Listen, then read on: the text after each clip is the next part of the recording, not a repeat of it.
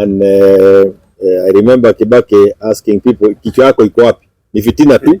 Umepatiwa kazi ya kufanya na unalala na unaamuka na fitina. Angalia mbele, enda ufanye kazi uliambiwa. Don't stop thinking of how you can just punish others. And that thinking ya kwenda nyuma is what has contributed to the mess we are in as a country. So I want to encourage Farouk and others wafanye ile kazi walipatiwa na Wakenya. Otherwise viatu itaendelea kutoka mingi kutoka kwa miguu ya watu. Waone ikitembea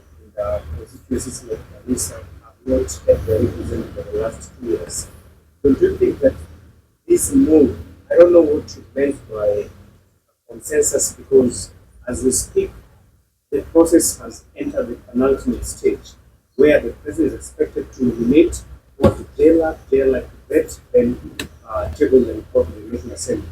So what do you mean by consensus at this stage? Do you want, before the president settles on who becomes the next chairperson and the commissioner, and sit down again? Or maybe you can just elaborate, what do you mean by consensus at this stage?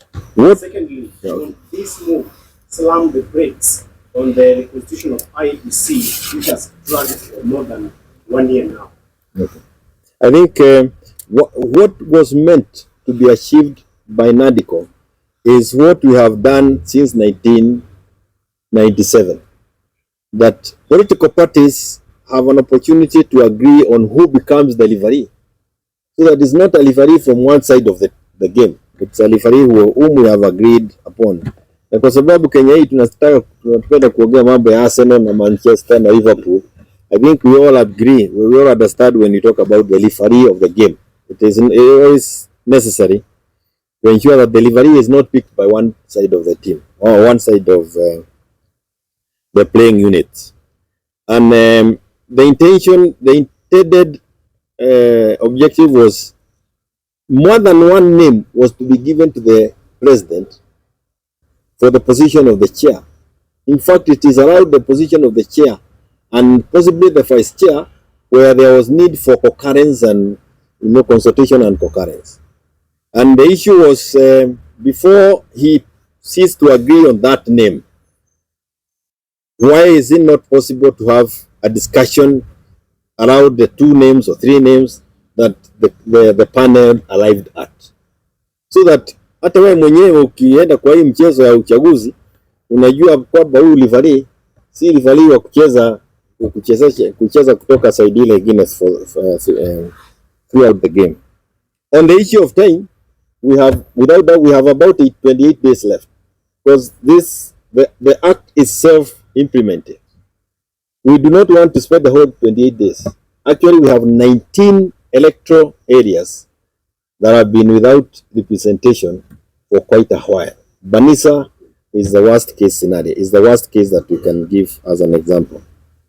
So we in the opposition would want to make sure that this process moves faster or as quickly as possible. But then also, tusije tukakibia and then we end up with a team that does not deliver us out of the problems we are in, or that ushers us into unnecessary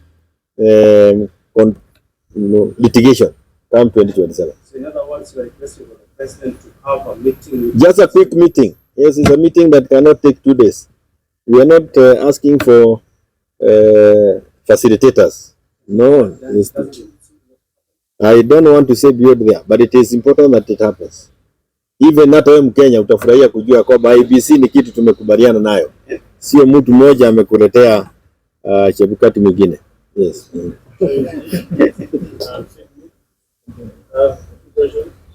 One goes to what is happening with the circles concerning a party leader. There have been a lot of bad things going on because of statements made at this is giving mixed feelings to Kenyans, because it almost looks like what Raila is doing is what he's doing.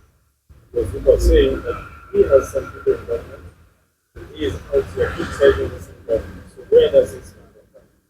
And I'd also like to comment on what the president's aide talked about coming up with legislation through Utajua where they can deny the presidential benefits to former president.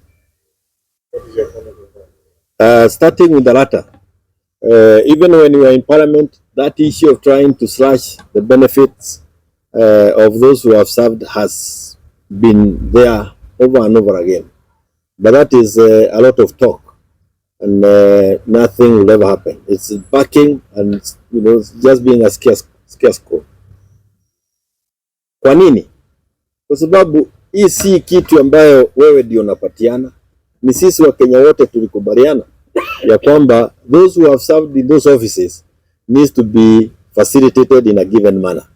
So that thinking by Farouk is a tired one. It was tried, I think, even during Kibaki's time. There are people who wanted to punish Raila. Now they think they can punish Uhuru. There are those who wanted to punish Moi. And I remember Kibaki asking people, kichwa yako iko wapi? Ni fitina tu. Umepatiwa kazi ya kufanya na unalala na unaamuka na fitina. Angalia mbele, enda ufanye kazi uliambiwa. Don't stop thinking of how you can just punish others. And that thinking ya kwenda nyuma is what has contributed to the mess we are in as a country. So I want to encourage Farouk and others wafanye ile kazi walipatiwa na Wakenya. Otherwise viatu itaendelea kutoka mingi kutoka kwa miguu ya watu, waone ikitembea kwa hewa ovyo ovyo. Hiyo kitu utaona ikitoka, kwa sababu it is the level of frustrations that Kenyans are going through, and then wewe unaenda kuambia maneno matope kama hayo. Ina maana again the former head of state encouraging young people to come on board and take up leadership. What is criminal about it? What's wrong about it? I mean, even wale ambao wanapiga kelele, let them check when they started politics. They were much younger than they are today. So it is only fair that you encourage these young ones to take up the challenge. And it can never be any more joyful as a leader than seeing young people coming and speak. That's why I was asking Hakuna Gen Z. I'm always very happy when one is able to say something here, because that is what we want. And that is it is in keeping with the character of this political party and those who have served in it. And we will continue doing that. Si nimejibu yote? Si.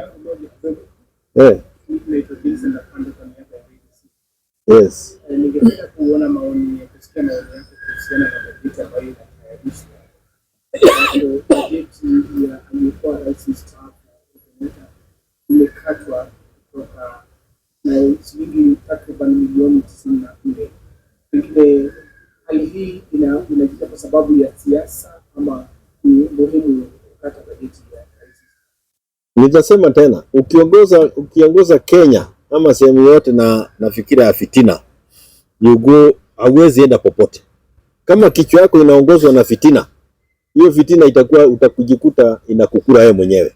And again I want to say, hiyo mambo ndio unaona situangalie pale tunaenda jamani. Why are we getting obsessed with the former head of state? Akiongea, akisneeze, sote tunaanza kuripuka na ni kama sijui ni kama nini. I don't understand why we get so uncomfortable. But I think it is because these people may have spent a lot of time saying that he did nothing. Now they have had an opportunity to be in office, and there is a clear way of comparing. Unaweza ona expressway, uangalie ile imejengwa na hao. Unaweza angalia dam, angalia ile wamejenga. Unaweza angalia stima iconnectiwa, angalia ile walijenga. He left a 13 trillion economy, angalia tuko wapi. Now every Kenyan can be able to compare what he did and what they are doing. And I think that is the source of their worry. And I tell you, there is no hope for them, because Wakenya wenyewe ndio wanafanya comparison. Asante sana na Nyasaye amurinde.